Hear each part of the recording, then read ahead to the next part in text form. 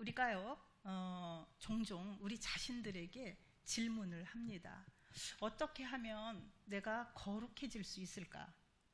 어떻게 하면 내가 영적으로 더 성장할 수 있을까? 영적 성장은 우리에게 아주 좋은 목표입니다.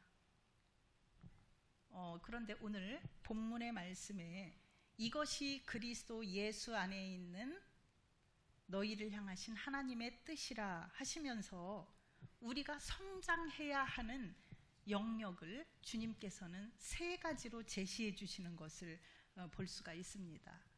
먼저 항상 기뻐하라. 감정의 영역입니다. 쉬지 말고 기도하라. 영적 영역입니다. 범사에 감사하라. 관계의 영역입니다. 먼저는요, 주님께서 이렇게 세 가지 영역을 동시에 제시를 해주시는 걸 보면 치우침 없이 세 영역에서 균형을 잡아 신앙생활을 하라는 의미로 받아들여집니다. 오늘은요, 특별히 첫 번째로 제시된 감정의 영역에 관하여 말씀을 나누도록 하겠습니다. 성경은 왜 하나님의 뜻이라고 하면서 우리 신앙의 대전제를 풀이해 주시는 데에 감정의 영역을 첫 번째로 말씀을 하셨을까요? 사람의 행동은요, 그 표면을 한꺼풀만 벗기면 감정의 층이 나온다고 합니다. 우리의 행동들은요, 그 감정에 의해서 표출되는 것이라고 합니다.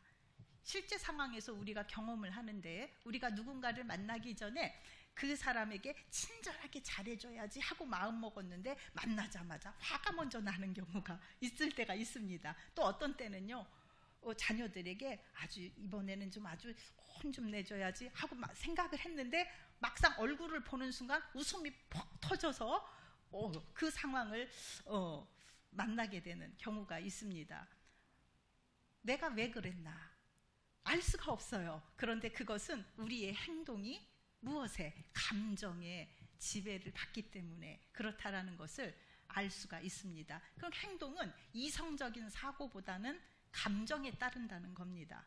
또한 우리의 영적 생활이 대단히 헌신적이어서요, 장기간 금식기도도 잘하고 규칙적으로 성경 말씀도 잘 보고 봉사도 알아서 잘한다고 해도요, 감정의 부분이 상해 있으면 이렇게 열심히 실천한 영적 생활이요, 실생활에서의 신앙 성숙으로 이어지기는 어렵습니다.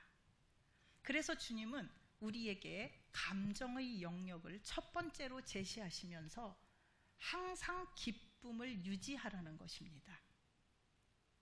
그런데 이게 말처럼 쉬운 게 아닙니다. 주님이 우리에게 항상 기뻐하라는 기쁨은요, 우리가 기뻐해야지 결심한다고 되는 것이 아닙니다. 또 스스로 만들어서 기뻐할 수 있는 것도 아닙니다. 시편 97편 11절 말씀을 우리 한번 함께 읽어보겠습니다. 의인을 위하여 빛을 뿌리고 마음이 정직한 자를 위하여 기쁨을 뿌리시는 도다. 아멘. 전적으로 주님이 주시는 것입니다. 주님이 기쁨을 뿌려주시는 것입니다. 우리에게 주님이 주시는 이 기쁨의 뿌림을 받을 마음의 준비를 하시고 우리 모두 말씀에 집중하겠습니다. 우리 모두는요, 정도의 차이는 있지만 이미 감정의 영역이 많은 부분 상해 있습니다. 그 원인을 두 가지 측면에서 살펴볼 수가 있는데요. 하나는 우리 인생 초기에, 즉 어린 시절에 그 성장 환경 자체가 불안정한 경우 그로 인한 상처나 좌절을 경험하게 되는데, 이때 불안정한 감정으로 우리 안에 자리를 잡는다는 것입니다. 혹은요, 유전적인 기질이 기쁨하고는 좀 반대되는 그런 기질을 갖고 있기도 합니다. 이러한 감정은요, 심리적 항상성으로 인해서 성인이 되어서도 유지가 되는 것입니다. 기쁨이 있다 해도 잠시 맛보고 다시 불안정한 감정의 상태로 되돌아가는 겁니다. 우리의 감정의 영역이 상해 있다는 또 다른 측면은 무엇이냐면 죄에 의해서 우리의 감정에 자리 잡고 있는 죄책감, 수치심입니다. 이로 인한 감정 표현이요, 믿는 자들에게서 보여질 때 그 감정 표현으로 인해서 교회가 비난을 받는다든지 기독교가 비난을 받는 내용이 되기도 합니다. 우리 안에 죄책감, 수치심이라는 이러한 감정은요, 자기만 아는 은밀한 죄를 누군가가 알아챌까 봐 안절부절 못하면서 자신감을 빼앗아간다고 합니다. 또한 적절하지 못한 반응을 하게 해서 인간관계를 파괴하기도 합니다. 그리고 조급하고요. 또 분노를 과격하게 표출하기도 하고 이유 없이 감정이 폭발하기도 한다는 겁니다. 또 죄책감과 수치심이 있는 사람들에게는요,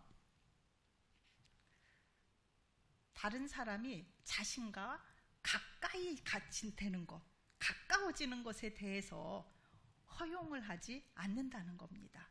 그걸 견디지를 못한다고 합니다. 부부 관계에서도 당연히 영향을 미치겠지요. 또한 이들은 현재의 문제보다는 과거에 묶여 사는 경향이 있습니다. 여러분, 그럼 이런 감정이 자리 잡고 있는 사람들이 항상 기뻐하기는 어렵겠지요. 그러나 우리에게는 소망이 있습니다.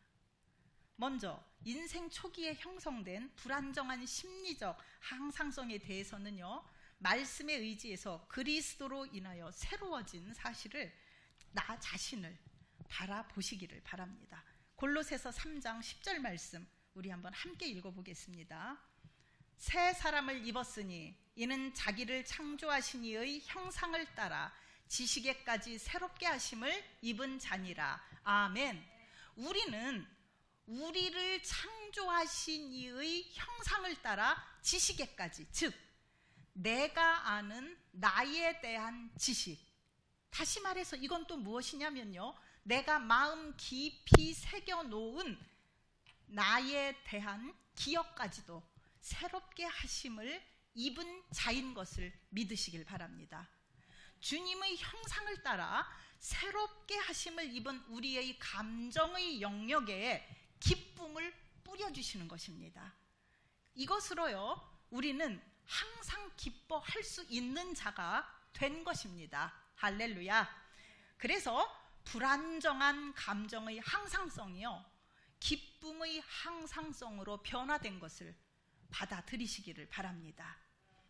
다음으로는 죄로 인한 죄책감에 대하여 우리는 처리할 수 있는 길이 있다는 것입니다. 먼저 시편 139편 23절과 24절 말씀을 함께 읽어보겠습니다. 하나님이여, 나를 살피사 내 마음을 아시며 나를 시험하사 내 뜻을 아옵소서. 내게 무슨 악한 행위가 있나 보시고 나를 영원한 길로 인도하소서. 아멘. 이 말씀처럼요, 주님께 내게 무슨 악한 행위가 있는지 알려달라고 기도를 하시기를 바랍니다. 그러면 주님께서는 우리에게 여러 가지의 나의 그릇된 잘못된 것, 죄악들, 그리고 나의 수치심과 죄책감의 원인이 되는 일들을 생각나게 해주실 겁니다. 그러면 우리는 그것을 그대로 인정하는 겁니다. 아주 철저하게 정직하게 인정하는 겁니다. 왜 그런가? 시편 24편 3절 4절 말씀입니다. 여호와의 산에 오를 자가 누구며 그의 거룩한 곳에 설 자가 누구인가? 곧 손이 깨끗하며 마음이 청결하며 뜻을 허탄한 데에 두지 아니하며 거짓 맹세하지 아니하는 자로다. 아멘. 주님께 이런 기도를 할 때요, 주님은 분명히 우리로 하여금 생각나게 하는 것들이 있습니다. 그럴 때요, 우리는 이런 생각을 하기가 쉬워요. 이거 아주 오래전의 일인데 들출 필요가 있을까? 여러분, 우리는 이럴 때에 정직하게 나아가야 합니다. 왜냐하면은요, 지금까지 생각이 난다라고 하는 것은요, 그 죄로 인한 죄책감이 있다는 증거이고 해결해야 한다는 표시입니다. 또한 이럴 수도 있어요. 그땐 그럴 수밖에 없었어 라고 합리화할 수 있는데 합리화하지 말고 그대로 인정하라 이겁니다. 또 생각나는 일들에 대하여 남을 원망하거나 자신을 속이지 말아야 합니다. 여기에서요, 우리가 잠시 짚고 넘어갈 또 다른 의미의 죄책감도 있습니다. 그것은 뭐냐면 우리는 자신의 잘못이 아닌데도 평생 죄책감을 갖고 사시는 분들이 있는 것을 봅니다. 혹시 이런 분들은요, 당한 당사자는 아무것도 잘못한 부분이 없음에도 불구하고 자신이 처신을 잘못한 결과라고 하는 잘못된 믿음을 여러분 부인하시길 바랍니다. 다만 죄책감으로 인해서 다른 사람에게 잘못했다거나 피해를 준 부분이 있다면 그 부분에 대해서만 인정을 하시면 됩니다. 그리고 말씀에 의지하여 자유하고 평안하시기를 바랍니다.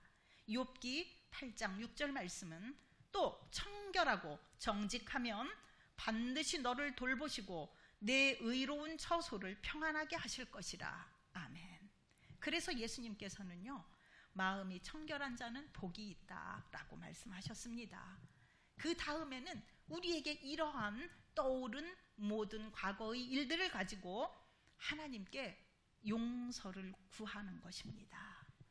내가 지은 죄를 예수님께서 용서해 주신다라는 것을 확신하는 가운데 용서를 구하십시오. 예수님은요, 우리의 과거에 지은 죄, 또 현재 짓고 있는 죄, 그리고 앞으로 지을 모든 죄를 위해 십자가에서 돌아가셨습니다. 하나님께서 용서하신다는 사실을 믿으셔야 합니다. 마지막 부분이 있습니다. 여러분, 이 마지막 부분이 대단히 중요해요. 우리가 하나님께도 용서를 구했지요. 그런데 그것은요, 자신의 잘못을 다른 사람에게 말을 하는 것입니다. 그럴 때에는요, 신뢰할 만한 사람을 찾아서 조심스럽게 공개해야 합니다. 그러나 진실하게 반드시 말을 해야 합니다. 왜냐? 야고보서 5장 16절 말씀 우리 함께 읽어보겠습니다. 그러므로 너희 죄를 서로 고백하며 병이 낫기를 위하여 서로 기도하라. 의인의 간구는 역사하는 힘이 큼이니라. 아멘. 서로 죄를 고백하는 것은요, 죄를 용서받기 위한 꼭 필요한 과정입니다. 죄를 서로 고백할 때에 우리의 육체의 병, 마음의 병에 치유가 일어납니다. 너희 죄를 서로 고백하라는 하나님의 말씀에 순종하여 죄를 다른 사람에게 이야기하면요, 여러분 놀랍게 해방감을 느낍니다. 그때부터 우리 안에 기쁨이 솟아납니다. 정직한 고백으로 여러분의 기쁨을 잃어 사막과 같고 광야와 같던 삶에 주님의 기쁨이 뿌려지시길 바랍니다.